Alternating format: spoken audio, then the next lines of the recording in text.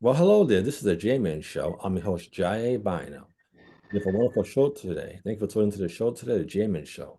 We have some wonderful, fabulous musicians that have made some wonderful changes and passed the music world by storm. And we have Mimi Jones, we have Jhony Keys, and I'm here with John Roberts. How are you all doing today? Thank you for tuning into the show today. It's an honor to have you on my show. Thank Awesome. you. Thanks for Thanks having for us. having us. Yeah. Fantastic. Thank you. It's a blessing to have you on. And it's an honor, it's all mine to have you on the show. Okay, so my question my question for everyone is the Michael Jackson Ensemble concert was wonderful. You were all amazing in that show. And I sent a great dedication to MJ for passing the music the world with his music. All of you have worked on that together with a large cast of Berklee students who did a wonderful and exceptional job for Michael Jackson. What was that like? And who wants to answer that question? Meeps? Go ahead, Mimi. Okay. Yeah. It was mind-blowing, amazing, and Yes. a lot of work. You know, Michael Jackson is all of our heroes and has touched us in epic ways in our lives. And so we wanted to do justice uh, to his music and his legacy. And that's not an easy shoe to fill.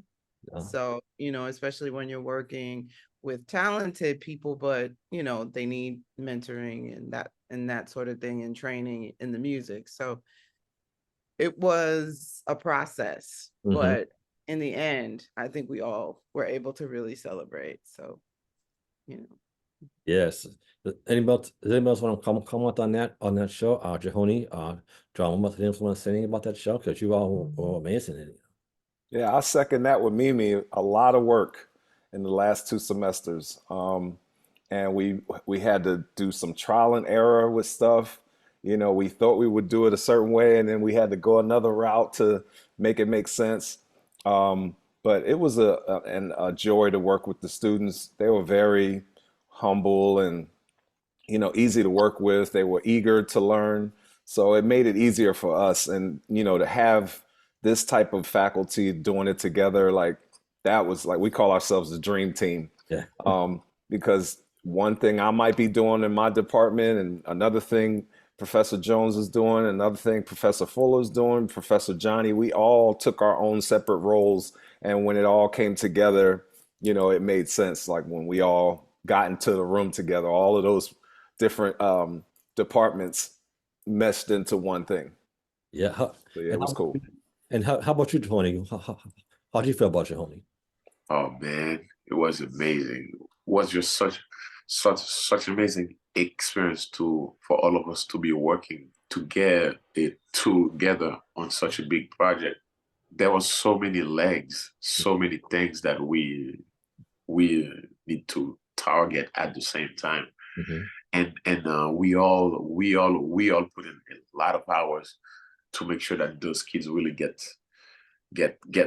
the best. And if you got a chance to see the show, they really did great. Yes, I definitely understand. I definitely agree. That was a good show. Okay.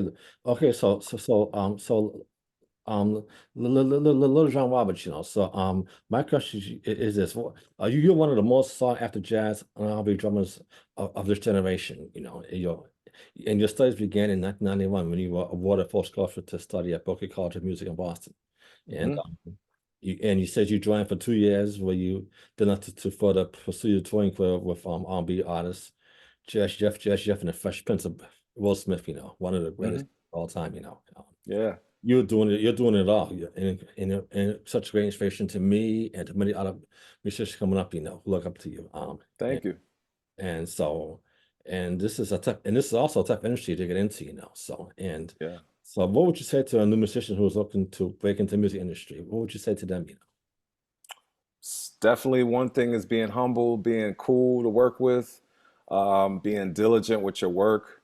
Your work ethic means everything. Your reputation means everything. When somebody speaks your name, what do they say about you? Like, is he professional or is she late? Are they prepared? All of these things I have been working on since I was a teenager. I had a lot of great mentors and family members that actually showed me the way to do things at an early age. So by the time I was 15 or 16 years old, I was doing stuff professionally and making money and things like that. And, you know, I was with Christian McBride and Joey DeFrancesco when we were kids. We were a trio back then. And so we were winning the downbeat competitions for Music Fest and all those kind of things. So a lot of things was happening really early. So it prepared me pretty early to be able to take on the task of being on world tours and things like that when I was 19. So, you know, I would say that for any student, and the students that I teach now, I'm like pushing that with them, like be prepared, learn the music, be on time, be cool, be humble. All of those things make you the professional that you're supposed to be in this business. And sometimes you'll get work over somebody else just because of your personality and being able to get along with people. You might not be the best at that instrument, but Mhm. you might be the person that they like. You Yes, know, so a lot of times you'll get the job just from people liking you. Of course, you got to have the talent too, but to have both of those together, if you have the talent and you're a jerk, hmm like nobody wants to work with that. exactly. Yeah. Okay, maybe how about you? Can you comment on that, maybe? Could you just restate your question again? So, Okay, the question was, what is your advice to musicians that want to break into the music industry, and what do you think they can learn from you? well, just based on the Michael Jackson experience alone and just from my experience in the world, you have to have a lot of patience. hmm You have to be doing it for the right reason. Meaning like it can't be about like, you know, you're gonna get this good FaceTime or this Instagram post and you want to show because it's hard at times to do what we do. To generate the music is, you know, it doesn't always come out. You have to be inspired. And then the lifestyle, a lot of times people glorify it, but it's difficult to just self-motivate if you're all the time. And then, you know, sometimes you don't get called. Yeah, And in those times you need to keep going. You need to you know, that's when you lean in, maybe you start writing music and you go deeper into yourself. That's if you're like a sideman and you work a lot. Some people actually don't get called, so they spend a lot of time writing in the beginning anyway. But in any case, just be kind to yourself. Try to take care of your body and your temple, hmm because if that goes out, you can't do anything, you know. And you want to be around when the accolades come and you can travel and do all of that good stuff. And I love that Little John just said, you know, just being a kind person, people really remember those relationships. And that's like everything. Like if you harness those and you're practicing and you're just being a good person to be with, people will call you, you know, you'll get opportunities that you didn't even know will happen just because it's kind of cool to have you around and have you on the team, you know. And since I said the word team, be open to knowing that like you can't do this alone. So you need that team. And um be respectful. You gotta practice really, really hard because everybody's good. And then dig deep to find like what's your kind of unique thing that you might have to offer. So, you know, stay humble, but don't be afraid to, you know, go for it. Go for your thing. absolutely. And how about you, Jhony? What is your advice to musicians that want to become like a musician? What can you say to them? Sure. Well, we live in the most interesting time today where we are both in at the place where we have all of the tools. We have everything that we need, which is a great plus. Things that I didn't get access to when I was growing up. Now the kids that's 5, 6 have all of that at their disposal. But that also created a big challenge because when I didn't have those tools, I had to strengthen my people, build learning skills. I had to really make friends. I really had to hang around, which is something that's really lacking today. So I would encourage kids to really use the tools that they have today to their best, but really don't neglect the aspect of community. Don't neglect the aspect of network. Trying to really be like a cool person, like John and Mimi said.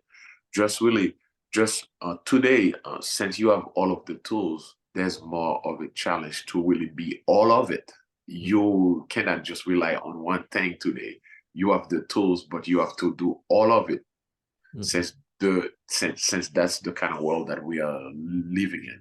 So they kind of have it easy, but they kind of have their own challenge too, where they really have to be more than just talent.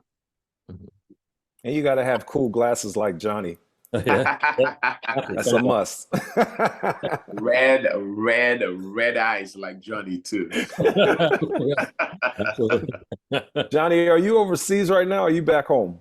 I'm back home, but I'm feeling a little bit, yeah. Okay. Awesome. We can't tell. You look cool, brother. Yeah. Thank you. That's the goal. Yeah, that's cool. Especially the shirt too. The Right. Yeah. MJ and Sanchez look cool and sharp, brother. Cool and sharp. Jay, are you a musician? Yes, I am. I made some songs with my manager Donald Poole. They're on SoundCloud.com/Jaiye Bynoe. I also have a podcast called the Jayman Show, which you're on right now. It's called Jayman Show, and I interview some stars like Ashanti, Maya. I interviewed. I met Beyonce years ago. She was so wonderful to meet. Oh, cool. I interviewed her father Matthew Knowles. I mean, I was at the concert and I met Roberto's Santa Silva, Santa. Just sat past that. He was wonderful to meet. Nice. Shook hands with Q-Tip, yeah, and Ladesha, they were wonderful to meet. Yeah, but I met so many stars, like Coco Jones. I interviewed Matthew Knowles. I mean, yeah, and I've been doing sometimes like kid myself, and it's always been a passion of mine to become, not like a star, but maybe maybe it's someone who can help people. It's made the dreams come true. So I also went to college, got my social degree in liberal arts. I know it's one to have a college degree. So. Oh, cool. You live in Boston? Yes. I'm actually living in Roxbury right now. So. Oh, cool. I work at God's Arena part-time, and I'm also working security part-time. So, and I'm doing it on the side as well, Yeah. So, but I need some security. Absolutely, I can help you. I can help you, brother. I can help you out, okay? I'm there, okay? I'm there for you. I'm there for you. All right, cool. Okay, we can make that happen. Okay. So now maybe the next question. This next question is for Mimi. Now Mimi Jones has a resume to die for. She is so authentic and talented beyond her years. And she has more than 20 decades in the music industry. She is a bastard vocalist, producer, label owner, and now filmmaker. And she has reigned supreme as a side woman, which is an honor. It says she was voted the second rising star by the Downtown Post for 3 years straight, which is an honor as well. And as a jazz ambassador, Mimi toured Africa, Europe, Russia, China, South and Central America. My goodness, and the Caribbean for the U.S. State Department. Her past work as a side woman includes gigs with Kenny Barone, Liz Watt, Beyonce, Frank Ocean, Dionne Wills, Tiff Fuller, Ingrid Jensen, Rob Hargrove, and Terry Lynn Carrington's Grammy Award-winning Most Soccer Project. Now, with everything you have done, Mimi, what you have done and everything that you started, how important is it to mentor others to you, and what drives you and can keeps you motivated to keep performing, doing what you're doing every day, Well, thank you so much, Jai. I appreciate, Absolutely. Shout out. And yeah, I guess because I know how like if you had a person who could tell you everything that you know now, back then, I think things would have went a little bit differently, just in the sense that like I don't regret what happened, but I always feel like, damn, I could be a little bit further ahead, or even outside of the music, there are moves that I would have made to secure myself a little bit better, to work smarter. When you're young, you're impulsive, you have a lot of energy, and you want to do something great. But sometimes you know you're still, I mean, of course you're still learning. You don't know everything. So for me, mentorship is really important because I feel like it helps the youth and whoever I come in contact, if they want it, Yeah. if they want key, because I learned to also zip it if people don't, you know, not everybody wants to hear what your opinion is. And I have to respect that everybody has their own path too. So it's not like what happened to me is the way. I don't think that there's any way, but if they're looking like, you know, I need help, or they're in an institution or a situation where it's a learning uh, atmosphere, I really enjoy showing them maybe a smarter way of doing something, or a way that gives them more outcomes, Mhm. better options. Let's just say that, because I Yeah. don't really believe in like right and wrong. I feel like, you know, there's gray areas. So that inspires me to keep going too, you know, and in through that mentorship and through connecting with others, I end up learning a lot too, because you never stop learning. You know, you're always getting better and better, and you know, there are you know, you could try to do everything at one time and you become a master of none.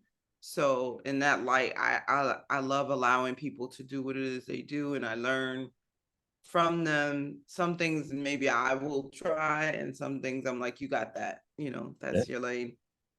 And you know, I just really enjoy teaching, because it's sort of the other half of what we do, of the performance. There's so much behind the scenes, and just it's a joy to watch people flourish when, you know, they overcame something really big. Mhm. In the show, in the Michael Jackson show, I'll keep mentioning that because I think that was part of this interview, but um we could see a lot of that. There was a lot of breaking down emotionally behind the scenes. It could have been related to, I'm not worthy of playing this part, I can't physically play this part, Mhm. um I'm tired, you know, a sense of like what they think happens behind the scenes and what actually happens, the work that goes into it, not really understanding the development, but knowing that there's a butterfly gonna come that's gonna come from a caterpillar. When it happens, it's like, whoa. So just in general, I kind of enjoy that process of creating things and watching them build, whether it's a, you know, it's music, it's a film, it's uh helping somebody, or being the subject. So Mm. That's a wonderful answer. I appreciate you laughing on that. That mhm. inspires me a lot. You know, how about you, John? How do you feel about that? Feel about Is what? I'm sorry. Oh, Johnny, I'm sorry. Yeah, I was asking how do you feel about what Mimi said? You know, sure. I mean, she has really said it all, and she really take her time to really elaborate, put words that I couldn't put together.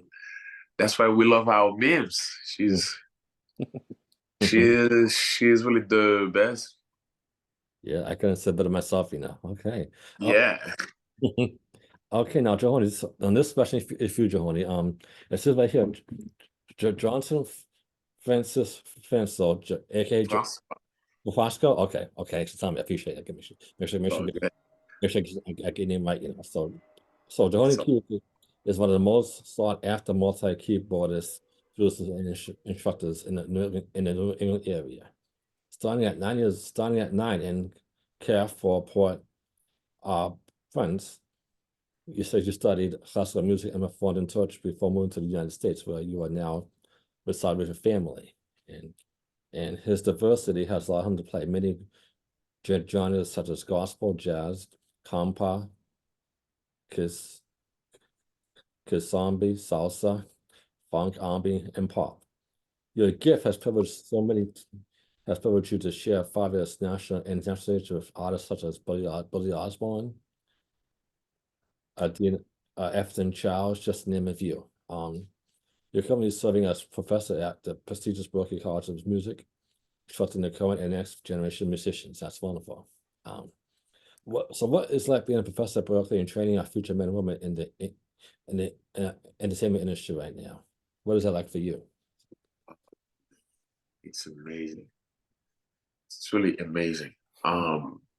Getting a chance to really give back, it's something that I really, really, really, really love. And at Berklee, it's really fun because there's such a team that's working with you, and you are not giving back by yourself. There's a community of great musicians, great persons, great collaborators that are just doing great things in the world and just right there with you and collaborating with you and giving back and just pouring into the next generation. There's a time in your life when you're like trying to get, you're just trying to get, you're trying to get, you're trying to do the most that you can for yourself, which is great. Everybody have this season. And then there's another time where you are still trying to get and you still enjoy getting, but it's more exhilarating. It's more full of feeling when you give. And Berklee give us that chance of really not just be our best, get the most we can, but pour into the next generation. So even that last show that we just did, just being able to just say that this was really hard, this was really tough, but we did that and we set that mark for the next person now to come do the next show. They have this kind of slate, this kind of, well, this was done. This was done. This effort was already put forth. And being a chance to really be part of this collective, this group, this institution that really give you that bedding and allow you to really give back at such a high level is such a blessing for me. So I really love it, but what I really love the most is really getting a chance to just hang with John Roberts, Yeah. get a chance to hang with Mimi Jones. As I'm giving, I'm hanging with the coolest people that really this unheard of, just getting any chance to really do what you love, but in tandem, hang with the best people that you really love and really cherish. So I love it a lot. That's one over here. I love hanging you guys and meeting you guys too. It's an honor to have you on this interview. Now, John. So my question is, what was it like to work with Michael Jackson, the king of pop, and Stevie Wonder? What was that experience like for you? Oh man, that's the top of the chain right there. Michael. The thing that I did with Michael was a recording session, and I was at his music director's house in LA, and Michael was in New York, and the technology then wasn't as good as it is now, but they still had just started doing like via satellite stuff, so you could talk to somebody in another city or country or whatever like that. And so Michael was on the screen while I was in the studio recording the whole time. So that freaked me out for one thing. Him watching me record, and I'm like, oh my God, every little thing I'm doing, he's analyzing it. And what was real funny about that situation was I did about 4 or 5 takes for the song that we were doing for him. And he had already liked the first take. So he was just letting me play. He was just like, because I'm a perfectionist, and I was like, I think I could do that better. I could do. Oh, let me add this on this one. He had already been happy with what I had done the first take. So that was funny at the end of the session when he said that. He was like, I love what you did on the first take. And Stevie Wonder, oh, my goodness. Oh, by the way, so Michael had asked me to tour with him in 2000 on the Invincible record when that came out. That was the same year that 9/11 happened. Yeah. And so a lot of the plans had gotten changed for touring and stuff like that because of that incident. So unfortunately, I didn't get to go out on tour with him, but just to get that call was an amazing thing. Stevie Wonder, I worked with him on different TV shows and stuff like that here and there with Ricky Minor in LA. And then they called me, him and Greg Philligaines called me. And Greg is a friend of mine. I've known him for a long time, and he worked with Michael as well. But he called me, we're talking, he's like, hey man, just shooting, shooting stuff. And I'm like, yeah, man, what's going on? He's like, well, I have this opportunity for you, and I think you might want to do this. And so while we're talking, Stevie's on the other line too. And he's just laughing. I'm like, is somebody else on the phone? He's like, oh, I forgot to tell you, Stevie's on the phone with us right now. He's a prankster. Like, he's a jokester. He likes to have a lot of fun. And just to get that call to go out on the Songs in the Key of Life tour was just an honor, a complete honor. Stevie is like one of my favorite musicians of all time. And I think that can be said, from a lot of musicians and people in general. And to have a phone call from him and to ask me to come and tour with him just blew my mind. Immediately, yes, whatever. I don't care how much it's paying. I don't care. Let's go. I just got to do this with him, while he's here, And he just had his birthday the other day. He turned 74. Wow. So happy birthday to Stevie Wonder. But of course, it was an amazing experience to work with him on that tour. That's wonderful. Happy birthday, Stevie Wonder, one of the greatest Yeah, musicians of all time. Okay, absolutely. here's some memories. So I heard that you started your own record label, Hot Tone Music, in 2009. Can you tell us a little about that record label? Sure. I initiated it because I'd been going in the studio with other people, and I was like, I really love this process, back to the process, and just the art of like trying to get the sounds. Once you get them, the placement, all of that stuff, and uh the post production too was fun for me. So I'm one of those people who could be in the studio in the morning and then think that an hour went by and it's like dark outside. No. So yeah, so I was doing other people's records and enjoying that process. But I was kind of like waiting for someone to call me to produce my record, just thinking that that's how, it goes. And that kind of never happened. So I remember auditioning for Beyonce's band. It was like when Tia Fuller auditioned, I auditioned too in the same group, and I didn't get it. So I had a choice whether I was going to go and be depressed about it, or I could then start creating something else. So after I licked my little wounds, I got up and I said, you know what, I'm going to do my own record. So I did it, and I loved the process, like love, because now it wasn't even just like I was watching, I was directing, and I realized, because I'm naturally a shy person. Oh, So yeah, and that's when I kind of realized, like, I'm shy, but I kind of know what I want to do, so it's fun. So I became like a kid in a candy store. And then I had a producer. I hired a friend to produce my record because I understood, like, you cannot run the show and be like keeping track of all the time and everybody's problems and then being a great player. So once my album came out, and I had studied, went to every convention about how to DIY your own project and stuff like that.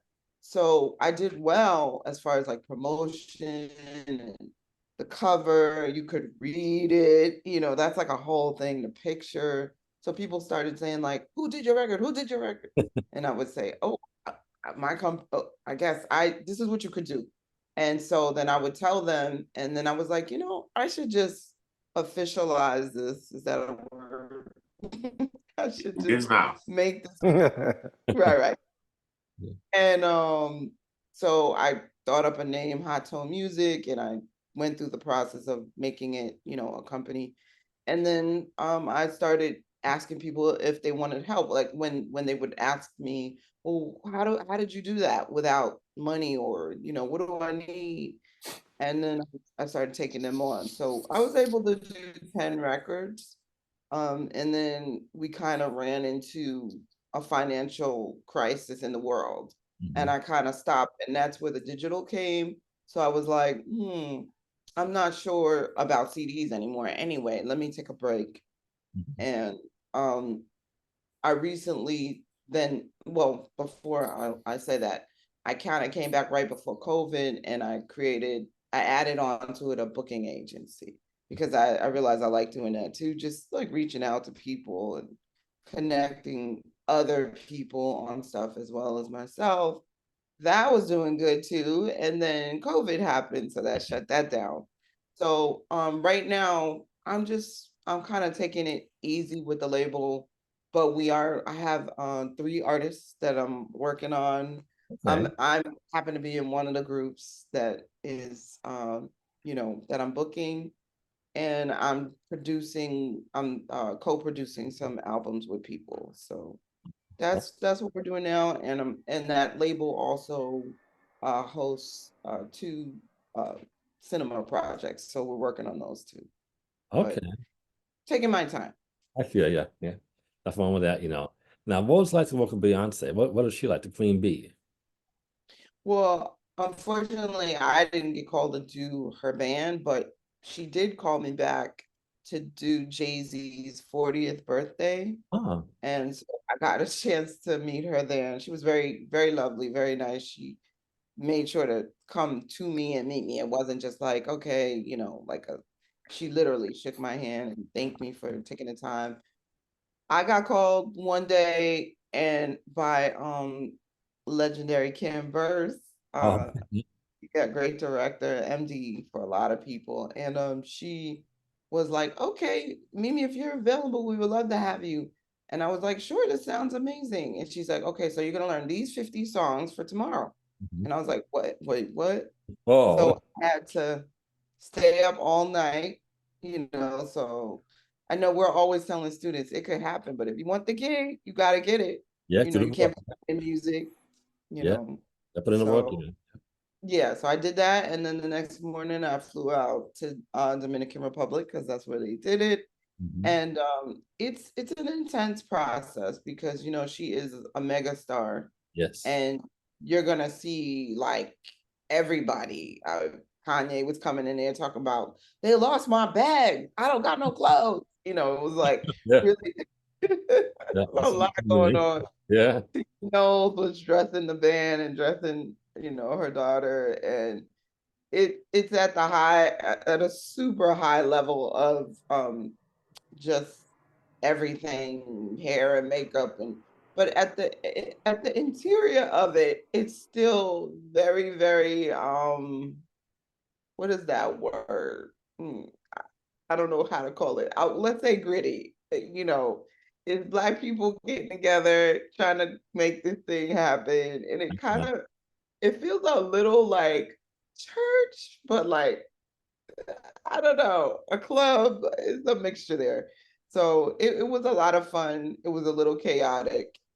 That was my experience. I did get to play with some of the finest because it was a women's uh, band. So some of the finest uh, Black women musicians. Um, and I should say, I think it was more, um, I think it was mixed. So let me just say, one of the finest musicians in the world, and some of them have gone off to do their own things and become very famous. And it was a really nice experience. It let me know that on one hand, this is what you could have, and on the other hand, I'm actually okay with certain things. So I'm not, you know, Yeah. but it was great. That's good. Yeah, because I'm a Beyonce as well, and she was so nice to me. So she's Yeah, she's really sweet, and her mom and all of them took care of us. So it's that's nice. wonderful. Yeah. Okay, so the next question is of everybody. What inspires you as a musician? And we're gonna stop with you, Jhony, but what inspires you as a producer and a musician? Thank thank you for asking that. Life is an inspiration for me. I was not born here, so I was born in a place that's a lot less than here in terms of in terms of opportunities and things like that. So just gratitude is a big inspiration to me. Just being able to be at a place where possibilities can actually come to fruition is an inspiration to me. I just find inspiration in everything. There's not one particular thing. My family, my parents is a big inspiration to me, and people being able to say that, oh well, this doesn't work, you can't do this, you can't do that, is a big inspiration to me to really push harder and to actually show that this actually can happen. Mhm. Um, I come from a family where we really value engineer and doctors and lawyers, and those are real jobs in my family where I come from. So that alone is a big inspiration to me to just show that I can actually be a musician and actually do just fine.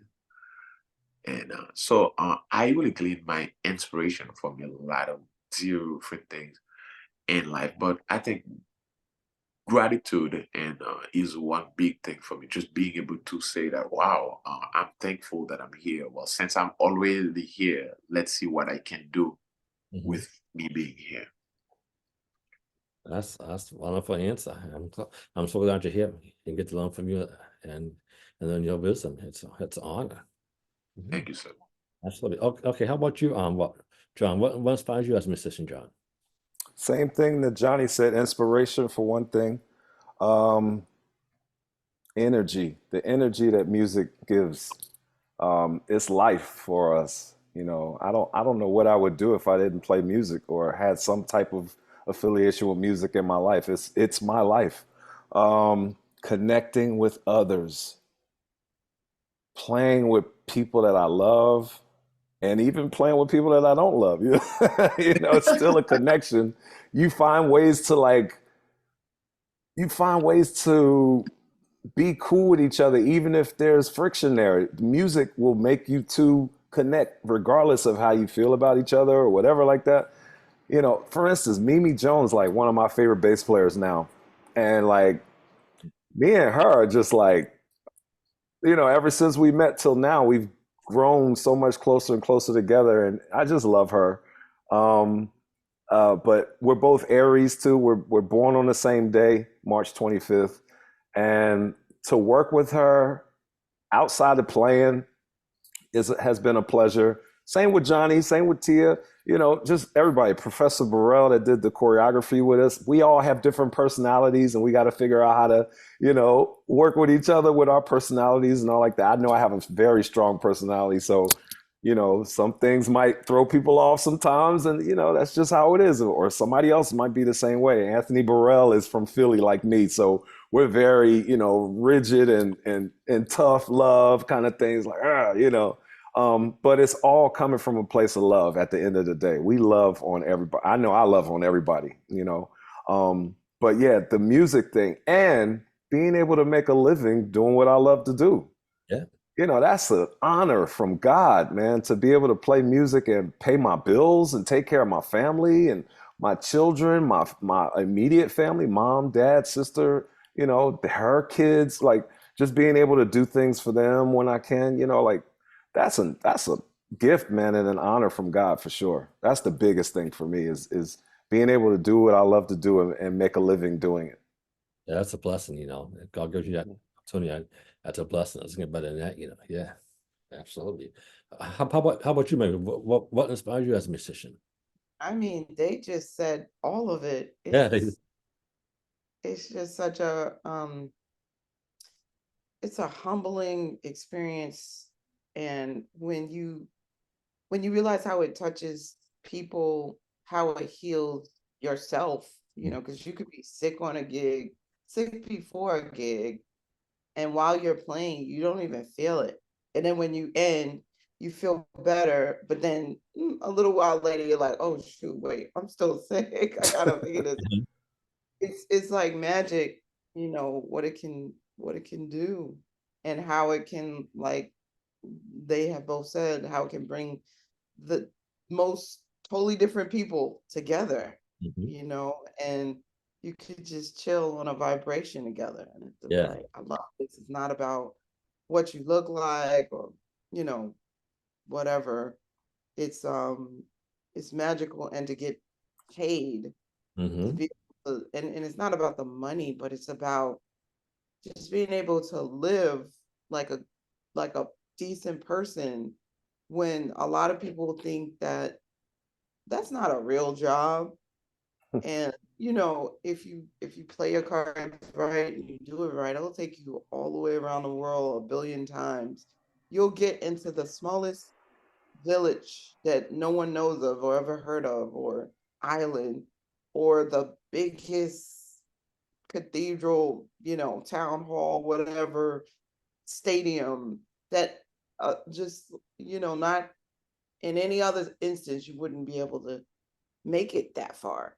Yes. So it's really crazy, and it's important for us to just like remember, you know, where we started and why we did it, because it just puts everything back into perspective. Um, for me, I know like I suffered from a depression growing up. It was kind of, I realize now as an adult that it was in my whole family, and Mhm. I was able to break that cycle because of music, and just saying, you know, you don't have to be sad about this. The process itself is something that is hopeful, Yeah. you know, from like learning how to do things, and then just seeing a joy on someone's face. Even if you thought you had a bad night, somebody will come up to you and be like, "Oh my God, you changed my life." That's so strange, but it's real. So this is, for me, this is really like medicine, and just a conduit for being around great folks, like they said. Yes, I can understand what you said about depression, because because when my mother passed away 8 years ago of a heart attack, I was depressed, I'm still depressed, because it was so shocking. So I know how you so depression is definitely, a part of my life. It doesn't get easy, but I try and learn how to deal with it, so and you know Condolences to you, Jay. I appreciate that a lot to me. Yeah. Yeah. Okay, so I just have one more question, then we'll wrap up. Okay, so because okay, so my question to you is, if you want, if okay, this goes for you for all of you. If you were a musician, what do you think you probably be doing if you were into music? What do you think you might be doing? Wow. Anybody can answer that question. Good question. You know what? Okay, I have an answer. I was a track runner before I really got into doing music like full time. Hmm. I was a good high jumper, from middle school to through high school. Before I got to Berklee, I had the TAC Nationals. I had won the TAC Nationals, which is like Junior Olympics, basically, which takes you to the Olympics after you win the TAC Nationals. I won that jumping high jump. I must have jumped about 6'3" or 6'4" over my head, basically. And I could run, but I wasn't fast enough to be in the relays. I mean, I could be in the relays, but I wasn't fast enough to be in the sprints. And I wasn't what was it? I couldn't do long distance. So all that to say, I could have had a career in track. Oh, But once I got serious with playing drums, because I was doing that at the same time I started in my dad's church when I was 10. And when I got to middle school, my coach was like, I think you should run track. You're long, tall, whatever like that. So yeah, that would have probably been my other thing. okay. Okay, how about you, Honey? How about you, Tony? Well, man, all my life, I've always been like a straight A student, Oh, straight A, and I was really good at math. Um, my parents really looked up to me as this is gonna be the next engineer. This is gonna be him. Yes, he's bright. Oh, he loves school. I really love engineer, and I would really love to kind of, I guess here you would call this like people that comes and really plan like properties, do the sketch, and kind of draw the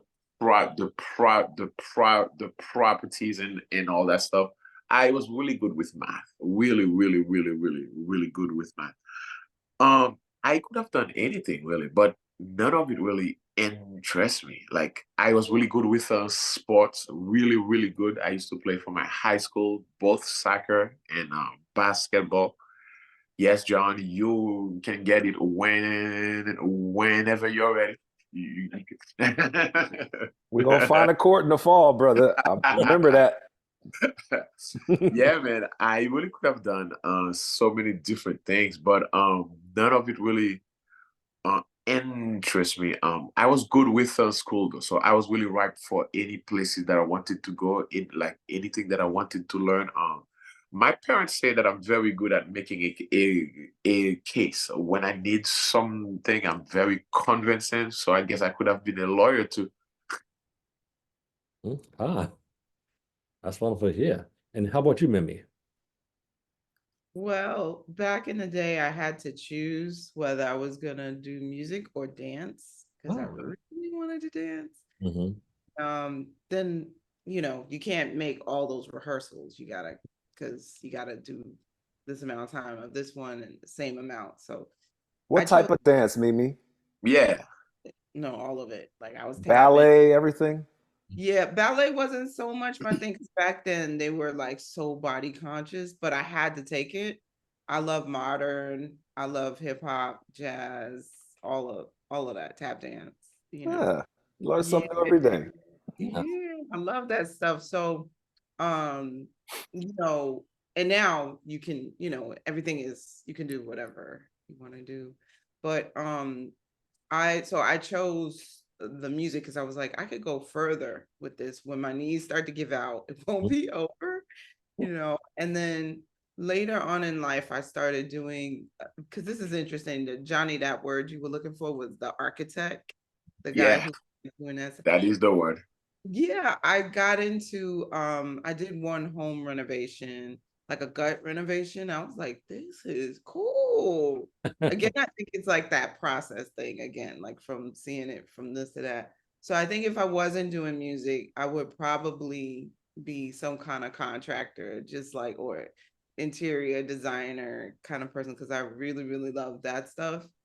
And if I had time, I would try to do some acting, like some comedic acting for fun, because I like that stuff. So That's yeah, wonderful to hear. Okay, random, I know. that's awesome to hear. That's wonderful. That Okay. was a great question. Yeah. What? Thank you. I appreciate it. I'm trying to work on my question when I do interviews. Okay, so so this is one of interview I was honored to meet you on phone from you, Jhony, John, and Mimi. So before we go on, how can your fans follow you on social media and reach out to you if they want to send music to you? How can they get in touch with you?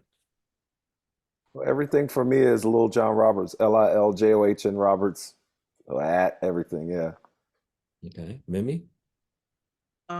Everything for me is Mimi Jones Music on Instagram, Facebook, Twitter, and all of that.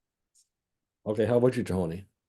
Perfect. Everything for me is Jhony Keys, and please do not mind the H before the O. It is Johnny. I made it a point to make sure I typed your name right every time. I was like, it's not JOHHNY. It's not JONNY. It's JHONY. Thank you very much, John. And from day one, I noticed that. Like I was like, "Whoa, okay." Respect, baby. That's respect. That's all. Yes. Yeah, that's all about. Well, thank you all. This is a wonderful interview, and I'm gonna edit and post it on YouTube and send it so y'all see, because this is as you all did an amazing job. It was an honor to have you on my show and just learn from you because I'm still learning, about music and to have you on my show, Giants. I call you Giants professionals. That have been in this game a long time. It's just an honor to have you on my show and learn from you. So I thank you all and. You can definitely stay in touch, and hopefully we can meet sometime, and also I also have a podcast at BNN, so maybe next time we can all meet in person and have the interview at BNN, I love that, so we can all meet, and we could have lunch, and talk, and be this will be one and do it in person. I mean, do it in person and have it like aired on Channel 23, so maybe go correspond with each other's schedules and make this happen, so. Pleasure, Jay. And you're a beautiful brother, man. Nice to meet you. Thank Yeah, you. Jay, thank you so much for Thank you having so much, Jay. Thank you. God bless. We'll stay in touch soon. Take care. I wish you all success and stay safe. Okay. Thank you so much. And this is the Jayman Show, and I appreciate your opportunity. Thank you so much. Take care. Thank you. God bless. Bye. Love y'all. You all too. Thank you so much. Thank you again.